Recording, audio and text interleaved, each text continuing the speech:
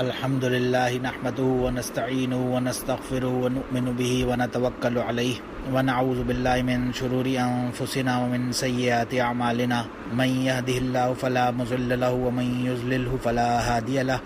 ونشهد أن لا إله إلا الله وحده لا شريك له ونشهد أن سيدنا ومولانا محمد صلى الله تبارك وتعالى عليه وسلم تسليما كثيرا كثيرا أما بعد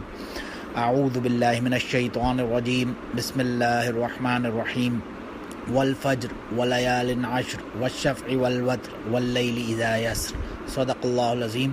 اللہم صل علی محمد وعلی آل محمد کما صلیت علی ابراہیم وعلی آل ابراہیم انک حمید مجید اللہم بارک علی محمد وعلی آل محمد کما بارکت علی ابراہیم وعلی آل ابراہیم انک حمید مجید. اما بعد, the Islamic month of Zilhajj is upon us. تو آج یہ سوچا کہ اس ذیالحج کے فضائل کے بارے میں کچھ جو روایات اور ان کے بارے میں آتا ہے ان کے فضائل کا, تو اس کا کچھ تذکرہ ہو جائے. ذیالحج کے مہینے کے بارے میں آتا ہے, اس کے خاص طور سے جو شروع کے 10 دن ہیں یہ بہت ہی زیادہ اہمیت کے ایک ایمفسس اس کے اوپر قرآن و حدیث میں ہمیں ملتا ہے. جیسے کہ ہم نے دیکھا والفجر ولیال عشر, یہ جو پہلا عشرہ ہے یعنی کہ the first 10 days of ذیالحج, اس کی جو فضیلت ہے ان کے بارے میں بے تحاشا دلائل ہمیں ملتے ہیں. لیکن اللہ سبحانہ و تعالیٰ نے سورہ فجر میں جس طرح بہت چیزوں کی قسم کھائی تو سب سے پہلے فرمایا والفجر. اس والفجر, یہ جو فجر کی قسم اٹھائی اللہ نے, اس سے مراد حضرت ابن عباس رضی اللہ عنہ سے روایت ہے, اور حضرت مجاہد اور اکرمہ رحمہ اللہ فرماتے ہیں کہ اس فجر سے مراد 10 ذیالحج یعنی کہ 10th of ذیالحج کی فجر مراد ہے. دوسری چیز جس کی اللہ نے ادھر قسم کھائی وہ تھی ولیال عشر یعنی کہ 10 راتوں کی قسم. اس کے بارے میں خود رسول اللہ صلی اللہ علیہ وسلم نے فرمایا کہ یہ 10 راتیں جو ہیں ان سے مراد ذیالحج کا جو پہلا عشرہ ہے یعنی کہ the first 10 days of ذیالحج یہ مراد ہیں. پھر یہ بھی ابن عباس رضی اللہ عنہ کی روایت سے پتہ چلتا ہے کہ یہ جو 10 راتیں ہیں یہ وہی ہیں جن کا تذکرہ موسیٰ علیہ السلام کے بارے میں بھی جب قرآن میں آیا تھا سورہ اعراف میں آیت نمبر 142 142 میں وَأَتْمَمْنَاهَا بِعَشْرٍ. یہ جو 10 راتوں کا تذکرہ وہاں پہ آیا تھا ان کو 30 راتیں اللہ نے دیں اور پھر انہیں مکمل کیا. وَأَتْمَمْنَاهَا بِعَشْرٍ 10 راتیں اور عطا فرمائیں. یہ بھی یہی فرسٹ 10 days of ذیالحج کی راتیں تھیں. امام قرطبی رحمہ اللہ نے فرمایا کہ یہ جو حدیث ہے ذیالحج کے پہلے عشرے کا تمام دنوں میں افضل ہونا اس سے معلوم ہوتا ہے, اور اس سے معلوم ہوتا ہے کہ حضرت موسیٰ علیہ السلام کے لیے بھی یہی 10 راتیں ذیالحج کی مقرر کی گئی تھیں.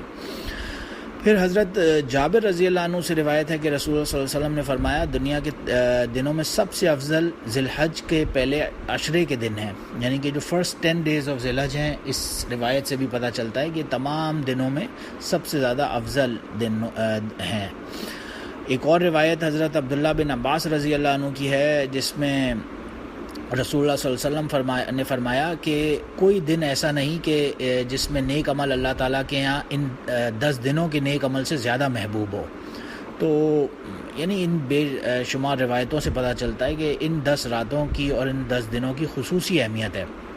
ایک اور روایت حضرت عبداللہ بن عمر رضی اللہ عنہما سے ہے جس میں رسول صلی اللہ علیہ وسلم نے ارشاد فرمایا کہ اللہ تعالیٰ کے یہاں یہ ذیالحج کی جو 10 دنوں کی عبادت ہے اس سے بڑھ کر عظیم اور محبوب ترین کوئی دوسری عبادت نہیں. لہٰذا ان میں ایام جو کلمات تشریق اللہ اکبر اکبر اللہ اکبر لا الہ الا اللہ اللہ اکبر وللہ الحمد, اسے کثرت سے پڑھا کرو. یہ روایت مسند احمد اور بہقی میں موجود ہے. اسی لیے ان روایتوں کو اگر دیکھا جائے تو غور کرنے سے پتہ چلتا ہے کہ ان مبارک دنوں میں جو غیر ضروری تعلقات ہیں ان سے ہٹ کر ہر صورت میں اللہ تعالیٰ کی طرف متوجہ ہونا چاہیے, اور عبادات میں اس کی اطاعت میں اور صحیح لگن اور توجہ کے ساتھ ہماتن اللہ تعالیٰ کی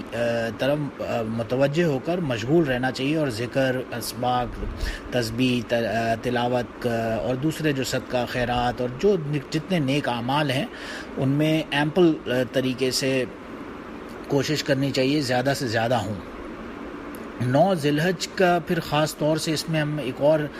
دن جو دیکھتے ہیں جس کو یوم العرفہ کہا جاتا ہے. اس کی اپنی پھر ان 10 راتوں میں بھی بہت زیادہ فضیلت ہے, کیونکہ اس دن میں جو اسلام کا سب سے بڑا رکن ہے یعنی کہ حج، وہ اس دن میں ہوتا ہے، جسے وقوف عرفہ کے نام سے ہم لوگ جانتے ہیں. اور اس دن بے شمار لوگوں کی بخشش اور مغفرت کی جاتی ہے، مگر اللہ تعالیٰ نے اس دن کی برکات سے غیر حاجیوں کو بھی یعنی محروم نہیں فرمایا. بالکل وہ ان کے لیے بھی اجر بالکل ملٹی فولڈز انہیں بھی ان کی تمام عبادات کا ملتا ہے. ایک اور جگہ اللہ نے جہاں پہ فرمایا تھا یوم الموعود و شاہد و مشہود، تو وہاں پہ مشہود سے مراد یہ تفاسیر میں لکھا ہے یوم العرفہ کا دن ہی ہے.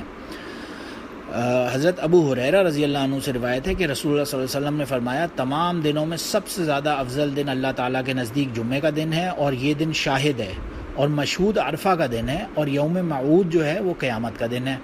تو یعنی جو آیا تھا یوم الموعود و شاہد و مشہود، تو موعود قیامت کا دن ہے، شاہد جمعے کا دن ہے، اور عرفہ کا دن جو ہے اسے مشہود کہا گیا وہاں پہ. تو اس دن کی بھی اپنی ایک اسپیشل سگنیفیکنس اور امپورٹنس پتہ چلتی ہے.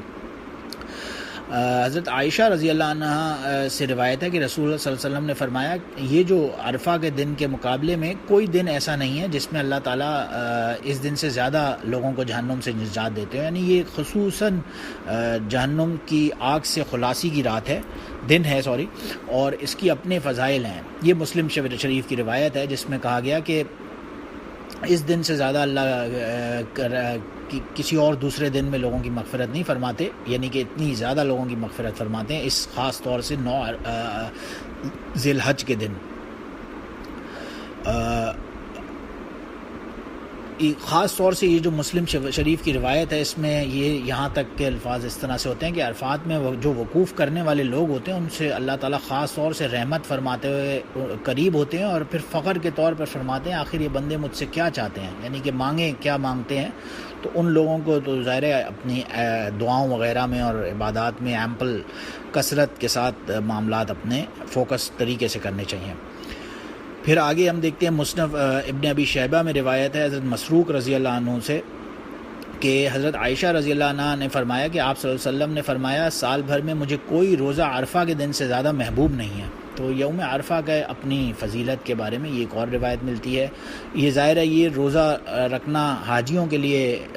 اس کی ایمفسس کم ملتا ہے کیونکہ ان کا ظاہر سفر ہوتا ہے اور ٹف ڈے ہوتا ہے. مینا سے انہوں نے عرفات جانا ہے، پھر عرفات سے مزدلفہ آنا ہے، پھر دوبارہ مینا جانا ہے، پھر زیارت طواف کرنا ہے، رمی کرنی ہے، قربانی کرنی ہے. ان کی بہت ہی ہیکٹک ڈے ہوتا ہے تو ان کو روزہ بے شک نہیں رکھنا چاہیے، لیکن غیر حاجی کے لیے تو ضرور اس دن روزہ رکھنا بہت ہی ایک ایمفسس اور اہمیت رکھتا ہے. اس حضرت عائشہ رضی اللہ عنہ کی جو مصنف ابی شیبہ کی روایت ہے اس حدیث میں 9 ذی الحج کے دن کے روزے کی بہت زیادہ فضیلت کیونکہ بیان ہوئی ہے. اور اسی طرح ایک دوسری ابو قتادہ رضی اللہ عنہ کی جو روایت ہے اس میں رسول اللہ صلی اللہ علیہ وسلم نے اسی 9 ذی الحج کے روزے کے بارے میں جب کسی نے رسول اللہ صلی اللہ علیہ وسلم سے پوچھا تو آپ صلی اللہ علیہ وسلم نے فرمایا کہ 1 سال گزشتہ اور 1 سال آئندہ کے گناہوں کا کفارہ ہے. یعنی مسلم شریف میں اور مسند احمد میں یہ روایت ہے جو ابو قتادہ رضی اللہ عنہ کی کہ جو 9 ذی الحج کو روزہ رکھتا ہے اس کے پچھلے سال کے سارے گناہ اور آنے والے آئندہ سال کے سارے گناہ معاف ہو جاتے ہیں. سبحان اللہ. پھر عرفہ کا جو یہ 9 ذی الحج کا دن ہے اس کی فضیلت ظاہر ہے ہر شخص کے لیے چاہے وہ جہاں پہ بھی بیٹھا ہے وہ اپنے مقام پہ وہ رکھتی ہے کہ اہمیت بہت زیادہ. تو روزے خاص طور سے رکھنے کی بہت زیادہ حدیث میں جیسے ہمیں پتہ چلتا ہے ایمفسس ملتا ہے. اور ایک دوسری چیز جو اس ذی الحج کے پورے عشرے کے بارے میں وہ ہے بال اور ناخن وغیرہ نہ کاٹنے کا. اس کا ہمیں ترمذی شریف میں، مسلم میں، ابو داؤد میں یعنی کہ صحاح ستہ کی بڑی کتابوں میں اگر ہم دیکھتے ہیں ام سلمہ رضی اللہ عنہ کی روایت ایک ملتی ہے. رسول اللہ صلی اللہ علیہ وسلم نے فرمایا جب تم ذی الحج کا چاند دیکھو اور تم میں سے کسی کا قربانی کا ارادہ ہو تو جسم کے کسی حصے کے بال اور ناخن نہ کاٹے. تو اس سے بھی یہ پتہ چلتا ہے کہ بال اور ناخن نہ کاٹے، لیکن یہ اس شخص کے لیے جو قربانی کا ارادہ رکھتا ہو. اور یہ عمل مستحب ہے، ظاہر ہے فرض یا واجب تو نہیں ہے، لہٰذا کوئی اگر اس کی رعایت نہ کر سکے تو وہ گنہگار نہیں ہوگا. لیکن ہاں البتہ یہ مستحب اور مسنون عمل ہے جس کا اسے بہت ثواب انشاءاللہ تعالی ضرور ملے گا. یہ حکم ڈیفینیٹلی مردوں اور عورتوں دونوں کے لیے ہوگا، لیکن ظاہر ہے اگر کسی کی کوئی مجبوری ہے یا کوئی ایسی وجہ ہے تو وہ کاٹ بھی لے تو کوئی اس میں کوئی گناہگار ہونے والی بات نہیں ہے۔ پھر ایک دوسری چیز ہم دیکھتے ہیں جو ہمیں ان روایات سے پتہ چلتی ہے، وہ ہے تکبیر تشریق کے حوالے سے۔ جو تکبیرات ہیں، اللہ اکبر، لا الہ الا اللہ، واللہ اکبر وللہ الحمد، یہ کہنے کی اپنی ایک فضیلت احادیث سے پتہ چلتی ہے، خاص طور سے 9 ذی الحج کی فجر سے لے کر 13 ذی الحج کی عصر کی نماز تک